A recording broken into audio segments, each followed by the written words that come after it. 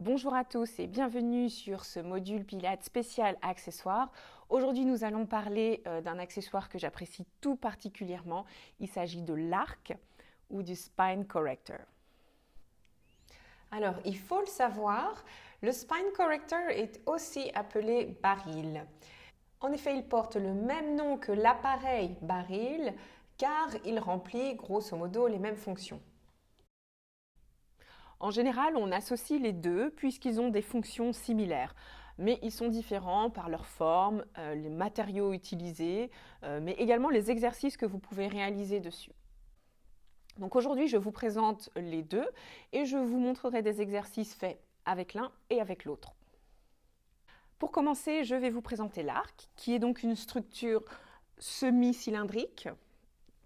En général, l'arc est fait de bois. Ça garantit une certaine solidité. Et il est recouvert d'un simili-cuir qui est lui-même un revêtement plutôt confortable, plutôt lisse.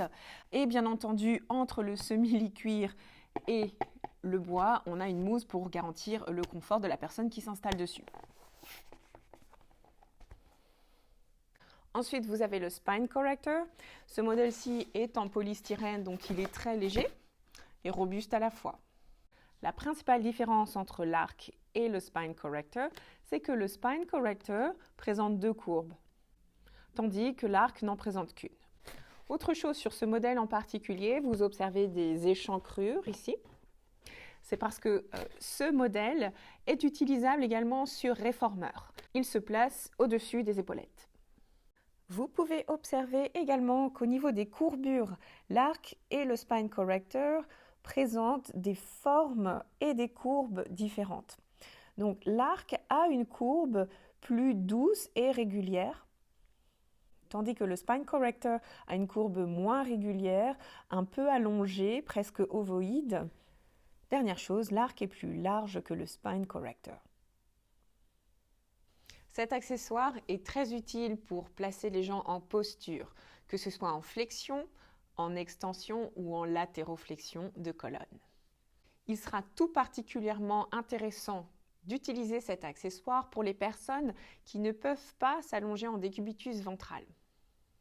En effet, l'arc et le spine corrector présentent une très bonne alternative pour tous les exercices en pronation, c'est-à-dire lorsque le sujet est couché, tourné vers le sol. Ce sera très utile notamment pour les exercices d'extension.